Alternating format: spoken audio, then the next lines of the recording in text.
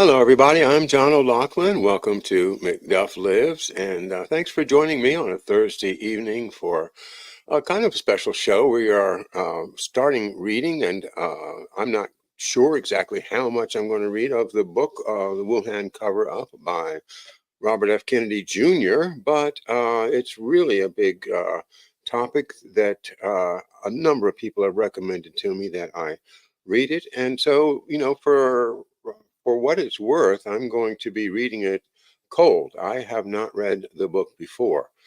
But time pressure being such as it is, and my desire to read the book, plus I think a lot of you folks that maybe haven't read it would benefit from having some of it read. And you know me, I'm always making my comments and observing my little speed bumps when I hear some text that makes me want to have a comment. So without further ado, the Wuhan Cover Up 2023 by Robert F. Kennedy Jr., Wuhan Cover Up and the Terrifying Bioweapons Arms Race. And that's what's really, I think, is the most important part of it, is to convince the American people that we've been engaging in a secret, illegal, unconstitutional, disgusting arms race.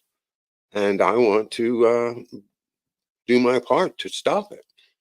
So let's get started here. I'm going to skip the introductions and the thank yous at the beginning. And it is kind of interesting to notice all the people like Robert Malone, Gavin DeBecker, Peter McCulloch, Joseph Mercola, David Stockman, James O'Keefe, Andrew Huff, Alan Dershowitz, Tucker Carlson, Professor Francis Boyle, of course, a very important classic early whistleblower, and Naomi Wolf, and Meryl Nass, MD. Well, let's skip up to chapter 1, where I think we can start the narrative here. And we are on page 1. Yeah. The Soothsayers. Like a pair of Cassandras, Bill Gates and Anthony Fauci spent a decade prophesying a worldwide coronavirus pandemic with what, in retrospect, seems eerie precision. Preaching their doomsday Jeremiads on the favored rostrums of the global elite, the World Economic Forum's roundtable in Davos, the United Nations podium in New York, the World Health Organization's platform in Geneva, Silicon Valley stages, and from network television studios, these savvy seers waged their frantic crusade to rouse the complacent public, press, and politicians to the imminent threat of calamity by contagion. In March 2015, poised on a dais beneath a Goliath screen depicting the now familiar pincushion coronavirus orb, Gates warned his TED Talk audience that the defining catastrophe of our time would be, quote, not missiles, but microbes, unquote. 2 years later, on January 10th, 2017, 10 days before Donald Trump took the oath of office, and just 24 months before COVID-19 found its U.S. beachhead in Seattle, Dr. Fauci, speaking at a pandemic preparedness forum at Georgetown University, yay, my alma mater, predicted the precise timing of the coronavirus pandemic. Quote, there is no question that there will be a challenge to the coming Trump administration in the arena of infectious diseases, unquote, Dr. Fauci added, quote, there will be a surprise outbreak. The thing we're extraordinarily confident about is that we are going to see this in the next few years, unquote. He was right. It would be almost exactly 3 years later. Both men agreed that the only strategy for averting this inevitable calamity was an Apollo 11 magnitude private and public investment in a new generation of turnkey mRNA vaccine technology, which they predicted was the only remedy that could save humanity from the coming plague. Gates also was so certain of the impending pandemic, for which his mRNA vaccines would be the only remedy, that he committed vassal organizations, the Coalition for Epidemic Preparedness Innovations, parentheses CEPI, that's CEPI, and Gavi, formerly the Global Alliance for Vaccines and Immunization, to raise hundreds of millions of dollars for the development of vaccine platform technologies, enabling rapid deployment for as yet known emerging infectious diseases designated as Disease X. The Gates Foundation pledged US $750 million to set up Gavi in 1999 as a vehicle for diverting the foreign aid budgets of Western countries to promote vaccine uptake in developing nations. The Bill and Melinda Gates Foundation afterward poured billions into Gavi's vaccine program. Gates created CEPI at the World Economic Forum meeting in Davos, Switzerland in 2017 to encourage global collaboration in promoting and developing vaccines, including new ones for emerging infectious diseases like Disease X. CEPI, I suppose it could be CEPI, CEPI, promised that its innovative mRNA vaccine platform would allow it to, quote, rapidly manufacture vaccines against many different types of disease, unquote. No one seemed to think it reckless to spend millions in grievously needed public health dollars for inoculations against a malady that did not yet exist. It's noteworthy that both Gates and Dr. Fauci hinted that the anticipated pandemic might come from a deliberately weaponized virus. A month after Dr. Fauci's 2017 Georgetown speech, Gates asked the annual conclave of Western intelligence agency leaders at the Munich Security Conference to, quote, imagine that somewhere in the world a new weapon exists or could emerge that is capable of killing millions of people, bringing economies to a standstill, and casting nations into chaos, unquote. Gates scolded attendees at a Massachusetts Medical Society and New England Journal of Medicine event on April 27, 2018, saying, quote, if it were a military weapon, the response would be to do everything possible to develop countermeasures, unquote. A sense of urgency is lacking.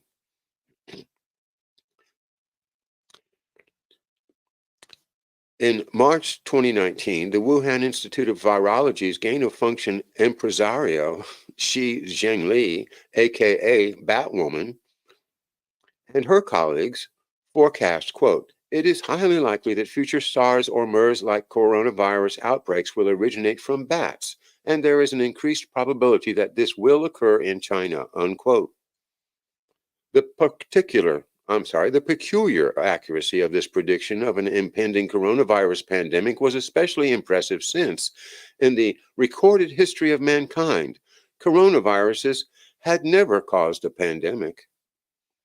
While flu, particularly avian flu, could be both deadly and contagious, the deadly coronaviruses did not transmit easily among humans, which is why the 2003 SARS outbreak waned so quickly, with only 774 deaths among the world's 6.2 billion people.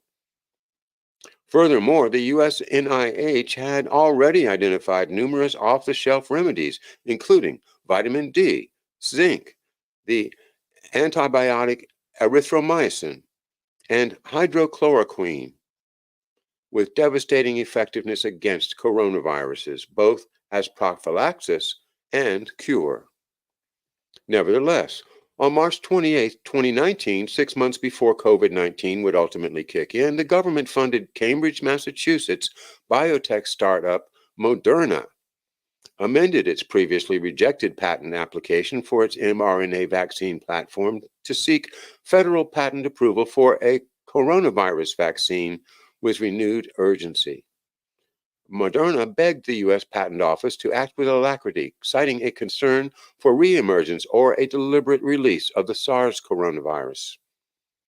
Moderna's CEO, Stéphane Bancel, had some inside knowledge that may have informed that extraordinarily prescient appeal.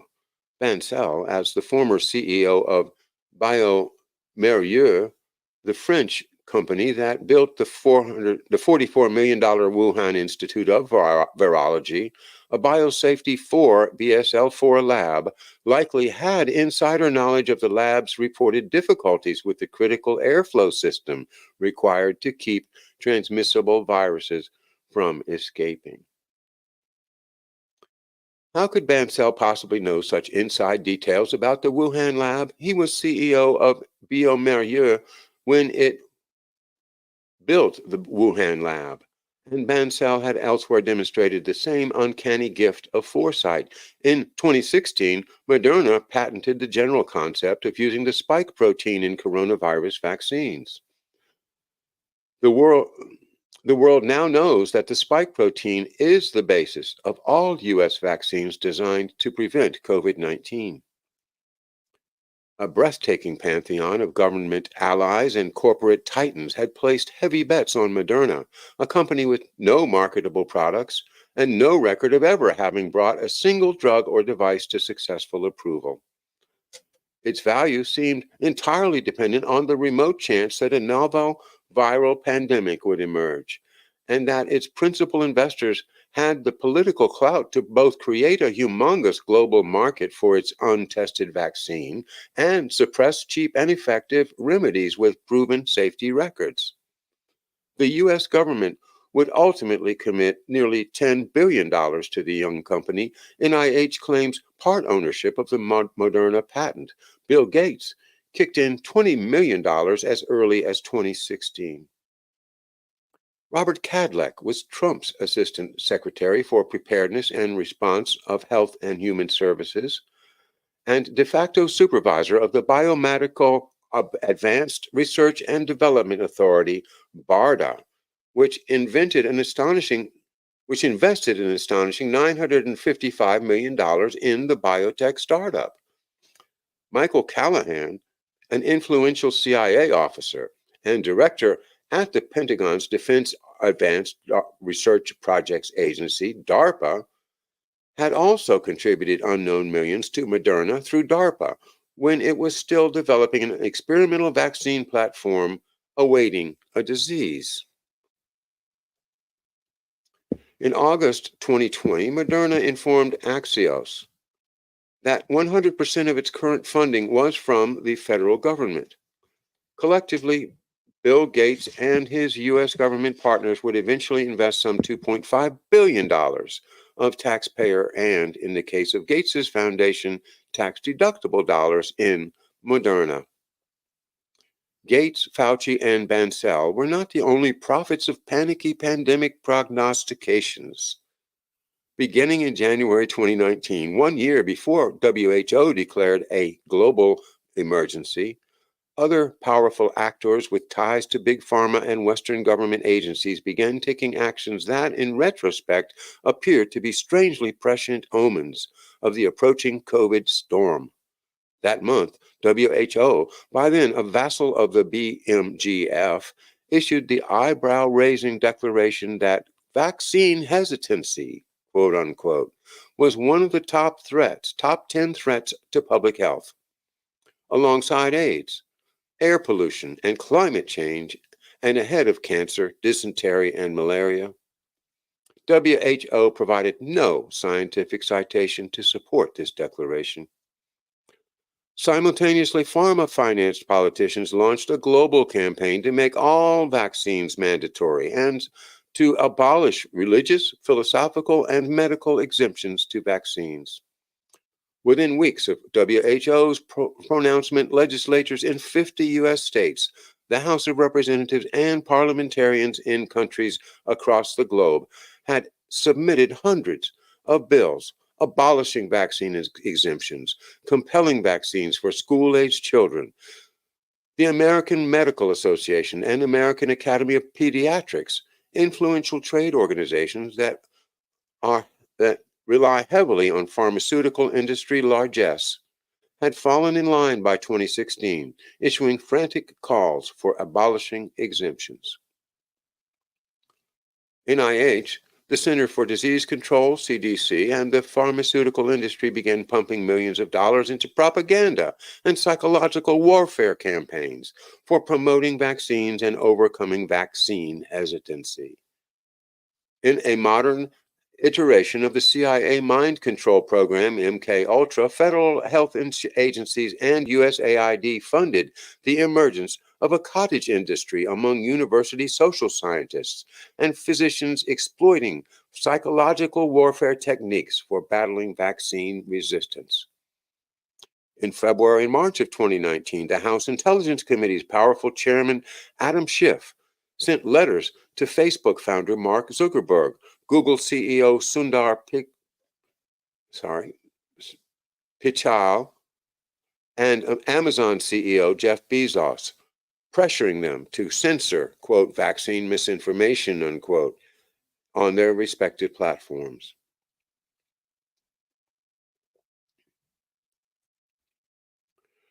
In September 2019, the BMGF presciently purchased over 3 million shares of a little-known company named BioNTech, which was soon to be making COVID vaccines for $18.20 a share. Gates's $55 million investment would be worth $550 million by August 2021. Less than 2 years later, Gates sold the majority of his stake that quarter at the stock's peak. In November of that year, he publicly confessed that the vaccines he had aggressively promoted and profited from did not prevent the spread of COVID. It was almost as if the vaccine industry was working with the world's most powerful political leadership and institutions to lay the groundwork for something momentous that was about to happen. Although the world would first hear of COVID-19 in January 2020, evidence compiled by the U.S. intelligence agencies and leading academic institutions, including Harvard and Brown, suggests that COVID-19 was already circulating in Wuhan in 2019, and that the Chinese government was taking aggressive actions to staunch its spread. And in June 2023, journalists reported speaking to U.S. government investigators who confirmed that it was indeed circulating prior to official Chinese reports. As I show in The Real Anthony Fauci, that's the book by that title, 2021 book, Gates and Dr. Fauci, in all of their frantic predictions, were acting in concert with U.S. intelligence agencies, which had participated in over a dozen pandemic simulations, not stimulations, who had participated in over a dozen pandemic simulations between 1999 and 2019, involving tens of thousands of political leaders, health regulators, and first responders in numerous countries. Each simulation emphasized a militarized response using a coronavirus, anthrax, or flu pandemic as a pretext for imposing totalitarian controls. I document these portentous exercises in, quote, germ games, unquote, the final chapter of The Real Anthony Fauci. And why would Gates be talking about the upcoming pandemic to a conclave of spies at the Munich Security Conference? As I detailed in The Real Anthony Fauci, intelligence agencies were deeply involved in controversial and risky virus discovery and virus gain-of-function research. Gain-of-function describes research intended to increase the transmissibility and/or virulence of pathogenic organisms. In fact, major funders of this rising research included the United States Agency for International Development, USAID, which frequently operates as a CIA front. Echo Health Alliance, also a CIA front, according to its then Vice President, Dr. Andrew Huff, and the National Institutes of Health through Anthony Fauci's division, the National Institute for Allergy and Infectious Diseases, NIAID, which boasts a long-standing role in bioweapons research for the Pentagon and the CIA. Many of the spies at the Munich Security Conference were deeply involved in promoting the biosecurity agenda and in performing GOF experiments. In the steady promotion of the biosecurity agenda by these agencies since 2001 assured that they would profit exponentially and expand powers of some accident if some and expand powers if some accident triggered a global pandemic.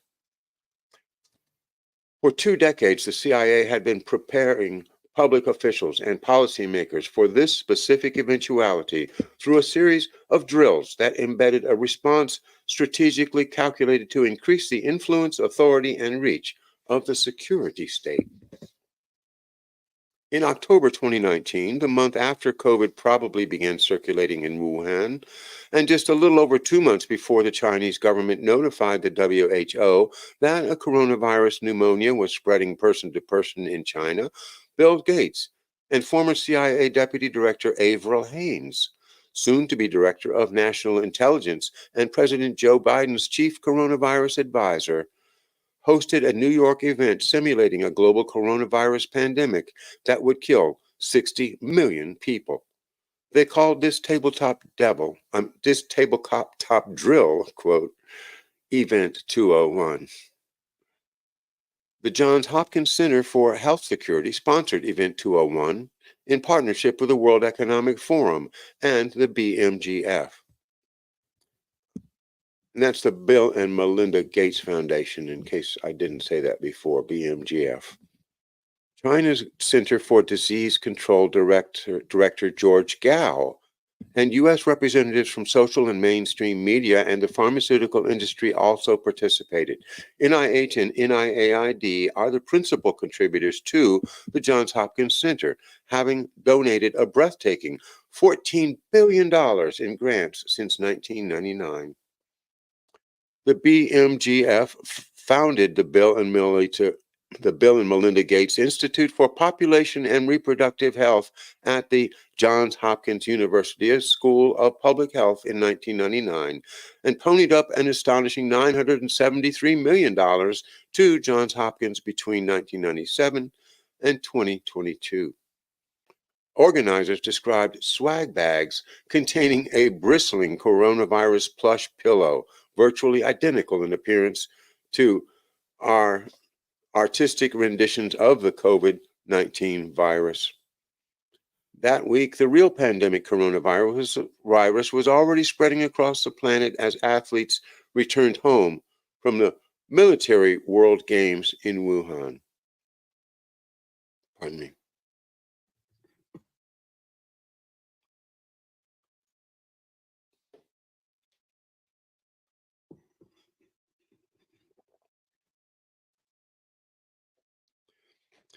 You know, the military World Games in Wuhan, the subject of George Webb's reporting for right on the spot then when it happened and uh, has never changed. And finally, we have it in print here by a respected writer, a presidential candidate who is verifying exactly what George has been saying, and that is that this disease was brought home to all kinds of places in the world by athletes at the Wuhan Games. And how did they get it? Well, that's a different story.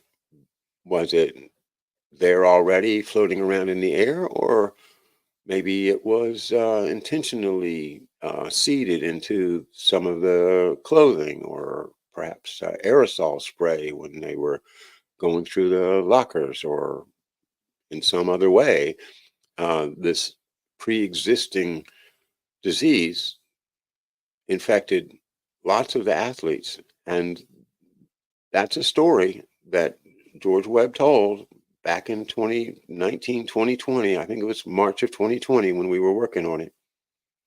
So, I really, you gotta give George Webb credit for all of the um, prescience that he has had. And, so, I was there. This is the story.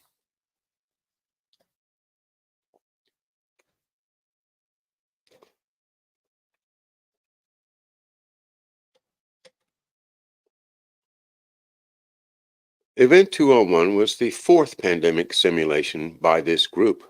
As I detail in The Real Anthony Fauci, CIA linked officers were the principal planners in each of these exercises and at least a dozen more that I likewise describe. High-level former and or current CIA and In-Q-Tel leaders also participated in each exercise. In-Q-Tel is the CIA's venture capital firm, which invests in information technology to ensure that our spies have the latest gadgetry. The co-founder and former director of Johns Hopkins Center for Health Security, Tara O'Toole, is currently executive vice president at In-Q-Tel. Each exercise shared additional commonalities. Most significantly, they uniformly omit any serious consideration of public health. Instead, in essence, they use contagion as a pretext for imposing totalitarian controls, abolishing rights to free speech and peaceable assembly, the free exercise of religion via the closure of churches, property rights via the mass closure of businesses, and the right to jury trial by providing immunity to makers of vaccines and other companies and institutions involved in their distribution without the need to prove efficacy or safety, and trampling the Fourth Amendment's prohibition against unreasonable searches and seizures. The exercises utilized many of the propaganda devices developed by the CIA for imposing controls in indigenous societies by collapsing economies, idling workforces, shattering institutions, and isolating and polarizing individuals, closeting senior citizens away from their families and institutions, and otherwise sowing chaos, hopelessness, fear, and despair. These tactics induced a condition known as Stockholm Syndrome, in which a captive becomes beholden to their captors and convinced that the path to survival is paradoxically, total obedience. Such captives react angrily when anyone criticizes their captor or their captivity. The most recent of these exercises was a virtual simulation sponsored by Sam Nunn and the Nuclear Threat Initiative at the March 2021 Munich Security Conference. That exercise miraculously predicted a global monkeypox pandemic emerging in May of 2022. The CIA's foresight was particularly impressive since monkeypox had never spread easily from human to human before. Sure enough, right on cue, in July of 2022, just as the COVID panic was waning from exhaustion, WHO Director General Tedros Ghebreyesus.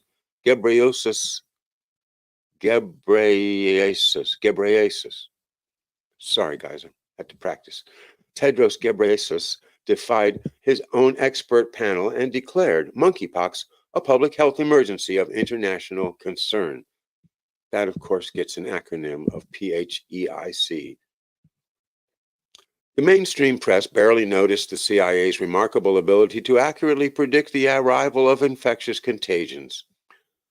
The unerring accuracy of these clairvoyant predictions might lead even the most credulous and stolid observer to wonder whether these periodic and unprecedented infectious disease pandemics were advancing some hidden agenda shared by the people who first forecast and then declared them. The 2019 Event 201 and 2021 monkeypox simulations were disturbingly similar to the CIA's June 2001 Dark Winter tabletop exercise, which launched the biosecurity era. That exercise, which simulated a smallpox attack on the United States, took place only 3 months prior to the momentous real-world anthrax attacks in the U.S. Capitol. Just as Dark Winter anticipated the anthrax attacks that occurred mere months later, and the NTI accurately predicted the monkeypox outbreak almost to the precise month of the WHO's declaration of a public health emergency of international concern. 18 months later, Event 201 predicted the coronavirus pandemic.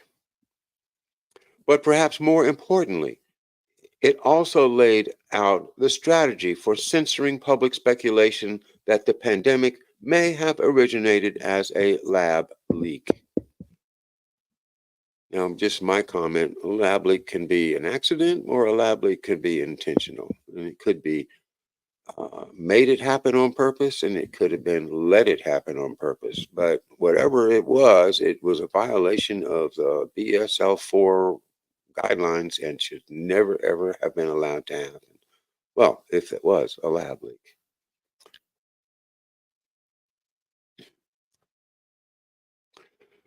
6 days after Event 201, on October 29th, 2019, Anthony Fauci and BARDA Director Rick Bright hosted a gathering of top virologists and vaccinologists at the Milken Institute, an independent California economic think tank, to discuss the global, quote, crisis, unquote, of vaccine hesitancy and strategies for streamlining vaccine development and approval. In a fevered repartee, Bright ominously suggested that, quote, there might be a need or even an urgent call for an entity of excitement out there that's completely disruptive, that's not beholden to bureaucratic strings and processes, unquote. He hinted that only a global health crisis, like a pandemic, could induce government and industry to commit the billions of dollars necessary to create a new generation of, quote, plug and play, unquote, mRNA vaccines, and to remove traditional safety requirements so as to streamline coercive mass vaccination programs.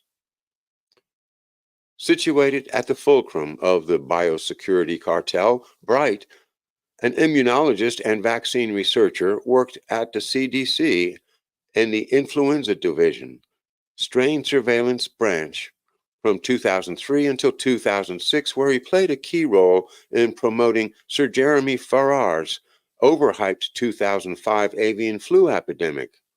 Parentheses, more on that in chapter 14.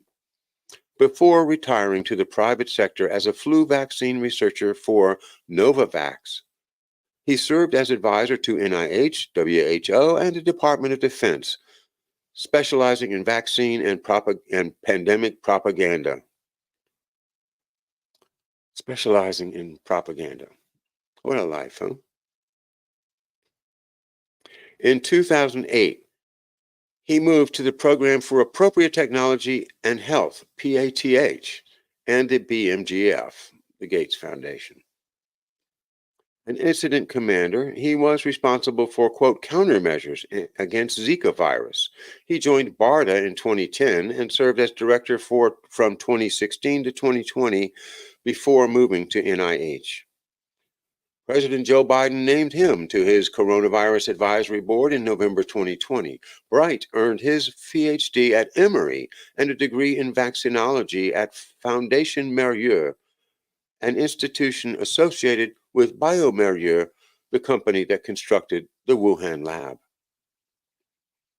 Bright fleshes out his proposal with details that now seem extraordinarily prescient. Quote, but it is not too crazy to think that an outbreak of an novel avian virus could occur in China somewhere.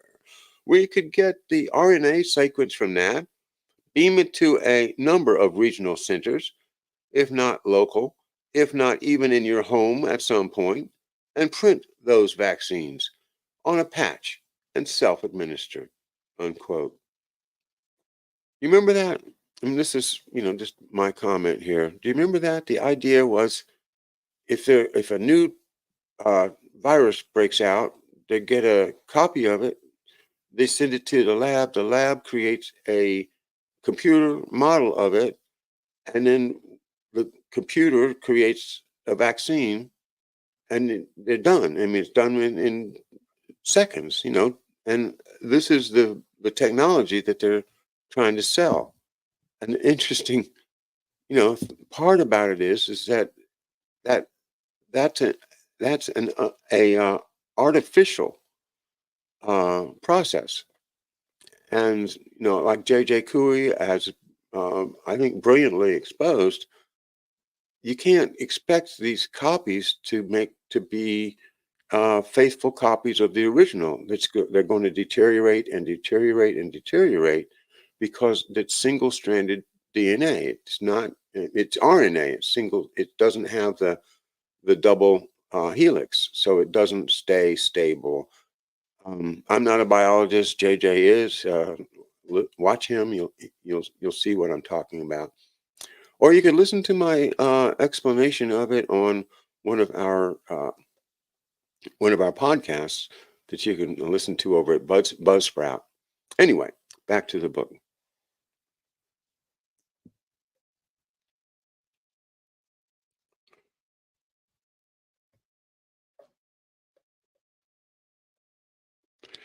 A video of the Milken Institute panel reveals Anthony Fauci complaining that releasing a vaccine the proper way takes at least 10 years, far too long in his estimation. Dr. Fauci laments that the public doesn't ever take the infection seriously and declares that health officials need to push laggard recalcitrants with extraordinary crises that would justify shattering conventional safety norms. Quote, I don't care what your perception is. We're going to address the problem in a disruptive way and in an invasive, and in an iterative way, he pronounces ominously, quote, because you do need both. Vaccinologists know long-term safety studies are an unfortunate necessity because of what the Supreme Court calls the, quote, unavoidable adverse effects of vaccines, including serious injuries such as brain damage and deaths. Many of these adverse side effects have long incubation periods and diagnostic horizons that make them invisible in short duration safety studies. Dr. Fauci's optimism at the October 2019 Millikan conference about fast track approval for vaccine contrasts strongly with a 1999 PBS Nova interview in which he warns that abbreviating vaccine safety studies could result in disaster. Quote, and this is Dr. Fauci. If you take it and then a year goes by and everybody's fine, then you say, okay, that's good. Now let's give it to 500 people. And then a year goes by and everything's fine. And you say, well, then let's give it to thousands of people. And then you find out that it takes 12 years for all hell to break loose. And then what have you done? Unquote. During the Millikan conference, Michael Spector, the New Yorker staff writer who had served as Dr. Fauci's Boswell and loyal acolyte for decades, made a suggestion that would seem both prescient and sinister a year later. Quote, why don't we blow the system up? I mean, obviously we can't just turn off the spigot on the system we have then and then say, hey, everyone in the world should get this new vaccine we haven't given to anyone yet, quote. But there must be some way. In reality, despite Gates's and Fauci's hysteria, it was hardly a foregone conclusion that a coronavirus or even the flu should cause a global crisis. Multiple CDC and NIH studies indicate that well-fed populations with clean water and access to antibiotics face minimal risk from that kind of pathogenic disease epidemics that decimated earlier generations. Mortality from infectious diseases had dropped precipitously by about 74% since the Spanish flu pandemic of 1918. Tony Fauci himself acknowledged in a 2008 Journal of Infectious Diseases article that the Spanish flu outsized mortalities were not from the flu virus, but from bacterial pneumonia, now easily treated with antibiotics. A comprehensive 2000 study by Johns Hopkins and the CDC found that by the 1950s, improved nutrition, sanitation, and chlorinated drinking water had abolished mass mortalities from infectious diseases. Puerperal fever, black plague, measles, diphtheria, whooping cough, typhoid, typhus, cholera, smallpox, polio, and more that had periodically culled humanity before the 20th century. As journalist Torsten Engelbrecht and medical historian Klaus Sorry, can't see it very well. Klaus Kernlein, MD, explained in Virus Mania, quote, epidemics rarely occur in affluent societies because these societies offer conditions insufficient, insufficient, gotta adjust this. Epidemics rarely occur in affluent societies because these societies offer conditions in parentheses, sufficient nutrition, clean drinking water, etc., which allow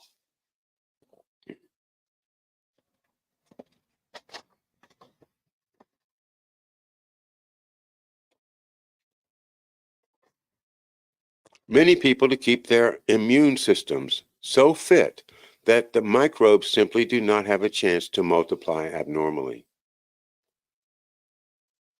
Interestingly, the CDC researchers and many others found that medical interventions, including vaccines, antibiotics, and surgeries, had almost nothing to do with the historic drop in lethalities from contagions. Quote, medical measures appear to have contributed little to the overall decline in mortality in the United States since about 1900, having in many instances been introduced several decades after a marked decline had already set in, and having no detectable influence in most instances.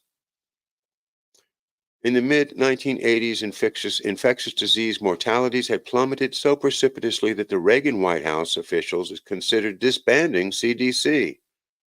As I show in my earlier book, The Real Anthony Fauci, institutional panic from this proposition within CDC prompted government funded virologists and vaccine promoters, including Anthony Fauci, to launch a parade of self serving prophecies of imminent pandemics. None of them ever materialized. During the first year of COVID, the reverential press glorified Mr. Gates and Dr. Fauci for their uncanny forecasting. But their fortune telling acumen begs this question. Was it those reckless gain of function studies that Tony Fauci and his friends were financing in laboratories from which engineered superbugs were almost certain to escape that made the two men so certain we were in for a coronavirus pandemic in short order? As the world now knows, Dr. Fauci sought through his gain of function experiments to deliberately develop highly virulent, easily transmissible coronavirus pathogens purposely souped up and to be capable of causing a global pandemic. Dr. Fauci justifies his long fascination with these perilous conjurations as useful for anticipating and improving pandemic preparedness and for developing preemptive vaccines for animal viruses before they jump to humans. Yes, if that's truly the case, how is it that we were still so woefully unprepared when a pandemic hit? As we shall see, Dr. Fauci was paying irresponsible US and Chinese scientists to breed, house, and transport pathogenic uber germs in Wuhan's poorly managed and shoddily constructed facilities, virtually ensuring their eventual escape. Dr. Fauci laundered federal grants through a sketchy and duplicitous British born zoologist named Peter Daszak, Daszak, whose organization, EcoHealth Alliance, was funding this dark wizardry.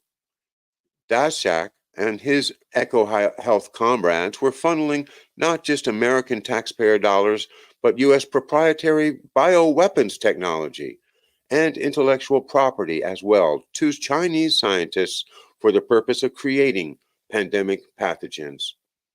His partners in this collaboration included the reckless Chinese shrimp scientist Shi Jingli, her team of researchers, most associated with the Chinese military, and a potentially ethically challenged University of North Carolina professor, Ralph Barrick, who was among Anthony Fauci's most favored grantees. Mr. Gates's and Dr. Fauci's prescient bodements about the nature and timing of the COVID-19 pandemic were perhaps less brilliant feats of soothsaying than reasonable bets on an occurrence that Dr. Fauci's handiwork made inevitable. In April of 2020, I was among the early writers to call attention to the history of Dr. Fauci's dark obsessions with gain-of-function research at the Wuhan lab. I posed the question, quote, might Dr. Fauci's experiments have helped create the pandemic that President Trump has now appointed him to manage, unquote? I recommended that Congress inquire whether Dr. Fauci, by toying with these sinister alchemies, had opened the Pandora's box that loosed COVID-19 upon the world. Instagram flagged my post as, quote, vaccine misinformation, unquote, and on February 20th, 2021, cited it to justify my eviction from the platform. I had by then nearly 800,000 followers, whom Instagram sought to shield from such dangerous thoughts.